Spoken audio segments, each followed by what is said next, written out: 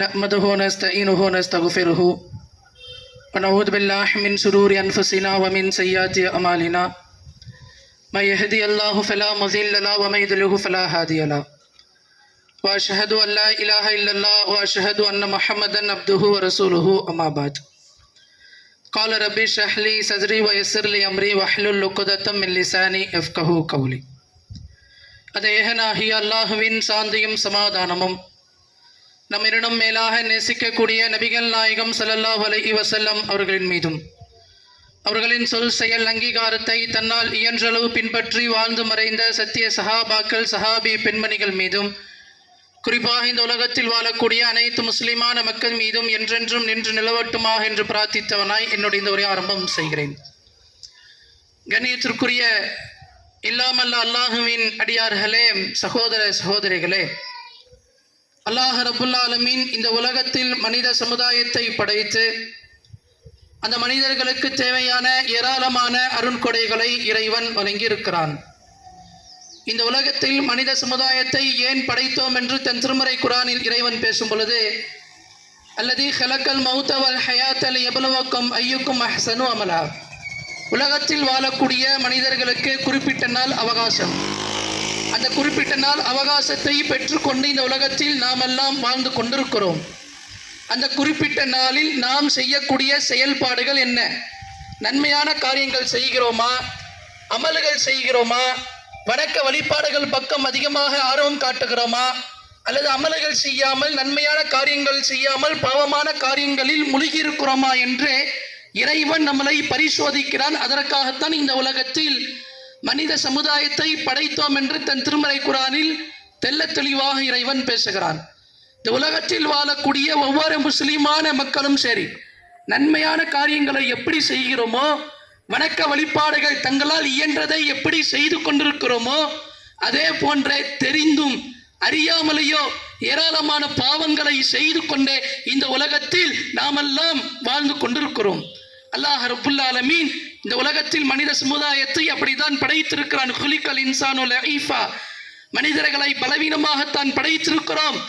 பாவத்திற்கு அப்பாற்பட்டவன் இந்த உலகத்தில் எவரும் கிடையாது. ஆதம் அலைஹிஸ்ஸலாம் அவர்களில் இருந்து இறுதி மனிதர் வரைக்கும் பாவங்கள் செய்யக்கூடியவர்கள் தான். ஏராளமான பாவங்களை செய்து கொண்டு இந்த உலகத்தில் நாம் எல்லாம் வாழ்ந்து கொண்டிருக்கிறோம். ஆனால் நாம் செய்யக்கூடிய பாவங்களை இறைவன் மன்னித்தானா மன்னிக்கவில்லையா என்று நமக்கு தெரியாது. நாம் செய்த பாவங்களை இறைவன் மன்னிக்காமலேயே நாம் மரணத்தை தழுவிவிட்டால் நாளை மறுமை நாளில் மிகப்பெரிய நஷ்டவாளி, கை சேதப்படக்கூடிய நபர்கள் நாம் தான். நம் பாவங்களை இறைவன் மன்னிக்க வேண்டும் என்றால் இந்த குறிப்பிட்ட நாளில் இறைவன் நமக்கு அவகாசமாக இந்த உலகத்தை கொடுத்திருக்கிறானே, உலகத்தில் வாழும் பொழுதே பாவங்கள் மன்னிக்கப்படுவதற்கான வழி என்னவோ அதை நம் வாழ்க்கையில் நடைமுறைப்படுத்த வேண்டும். கொஞ்சம் சிந்திச்சு பாருங்க, எவ்வளவு பாவங்களை செய்து கொண்டு இந்த உலகத்தில் வாழ்ந்து கொண்டிருக்கிறோம். தினந்தோறும் காலையில் விழித்தால் இரவு உறங்குவதற்கு வரைக்கும் பாவங்களை செய்து கொண்டுதான் இருக்கிறோம் ஒவ்வொரு நாளும்.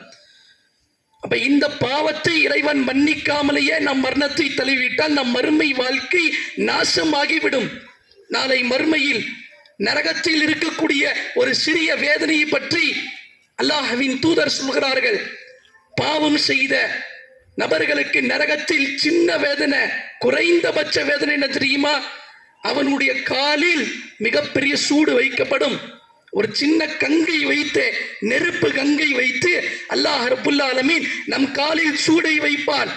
அந்த நெருப்புடைய கங்கை அந்த வெப்பம் உடலுக்குள் ஏறி அது தாங்க முடியாமல் மூளை தலை அப்படியே தெரித்து விடும்னு நபிகளார் சொன்னாங்க.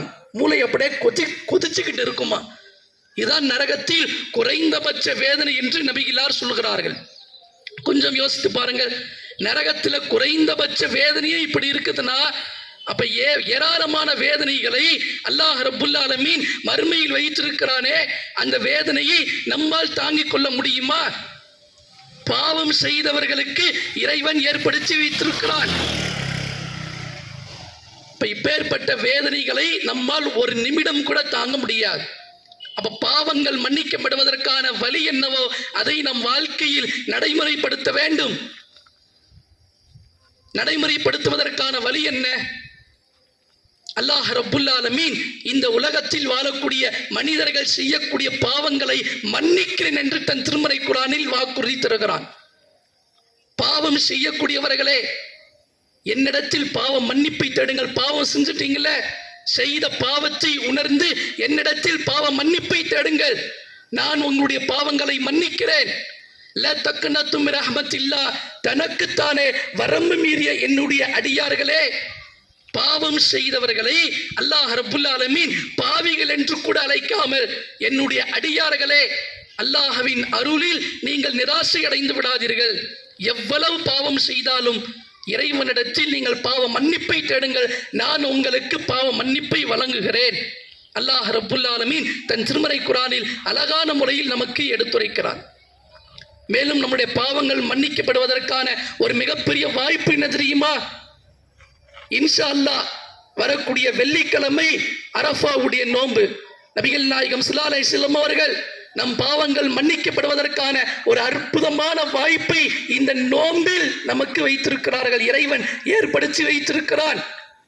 நபிகளார் சொன்னார்கள், யார் அரஃபாவுடைய நோன்பை நோக்கிறார்களோ, இந்த ஒரு நோன்பை நோற்றால் கிடைக்கக்கூடிய பலனை பாருங்கள். நபிகளார் சொன்னார்கள், முன் ஓராண்டு செய்த பாவங்கள், அடுத்த வருடம் செய்யக்கூடிய பாவங்கள், கிட்டத்தட்ட 2 வருட பாவங்கள், ஒரு நோம்புக்கு அல்லாஹ் கொடுக்கக்கூடிய பலனை பாருங்கள்.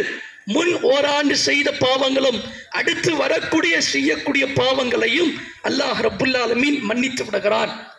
இந்த ஒரு நோம்புக்கு அல்லாஹ் ரப்புல் ஆலமீன் எப்பேற்பட்ட பரிசை தருகிறான் பாருங்க. சென்ற வருடம் எவ்வளவு பாவம் செஞ்சிருப்போம், கணக்கில் எடுக்க முடியுமா? பட்டியலிட முடியுமா?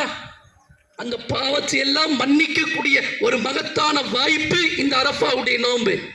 வரக்கூடிய வருடம் எவ்வளவு பாவம் செய்வோம்னு தெரியாது, அந்த பாவத்தையும் மன்னிக்கக்கூடிய ஒரு மகத்தான வாய்ப்பு இந்த அரஃபாவுடைய நோன்பு. இது கடமையான நோன்பு அல்ல, சுன்னத்தான நோன்பு தான். இதை விட்டால் பாவம் கிடையாது. ஆனால் எவ்வளவு பலன், எவ்வளவு நன்மைன்னு பாருங்க. நாம் செய்த பாவங்களை இறைவன் மன்னித்து விட்டு அதோடு நாம் மரணத்தை தழுவினால் நாளை மறுமையில் வெற்றி பெற முடியும். அந்த மறுமை நாளை அஞ்சு கொண்டே, அல்லாஹ்வுடைய தண்டனைக்கு பயந்து கொண்டே உலகத்தில் வாழும் பொழுதே அந்த குறிப்பிட்ட நாள் அவகாசத்தை சரியான முறையில் பயன்படுத்திக் கொள்வோம். இன்ஷா அல்லாஹ் வரக்கூடிய வெள்ளிக்கிழமை இந்த அரஃபாவுடைய நோன்பை நாம் நோக்க வேண்டும். இந்த ஒரு நோன்பை நோற்றால் முன் ஓராண்டு செய்த பாவங்களும் அடுத்து வரக்கூடிய செய்யக்கூடிய பாவங்களையும் இறைவன் மன்னித்து விடுகிறான். இதை உள்ளத்தில் ஆழமாக பதிய வைத்துக் கொண்டே இந்த நோன்பை நோற்று வீணான காரியத்தில் ஈடுபடாமல், வெறுமனே நான் நோன்பு நோற்று விட்டேன், நோன்பு நோற்று வீணான காரியத்தில் ஈடுபடக்கூடாது. எவ்வளவு அமல்கள் செய்ய முடியுமோ அந்த தினத்தில் அவ்வளவு அமல்களையும் வணக்கங்களையும் அதிகப்படுத்துவோம், திக்ருகளை அதிகப்படுத்துவோம், குர்ஆனை எடுத்து ஓதுவோம், பிரார்த்தனை செய்வோம். அந்த ஒரு நாளில் வணக்க வழிபாடுகளில் முழுவதுமாக ஆர்வம் காட்டுவோம். இதன் மூலியமாக நம்முடைய பாவங்கள் மன்னிக்கப்படும்.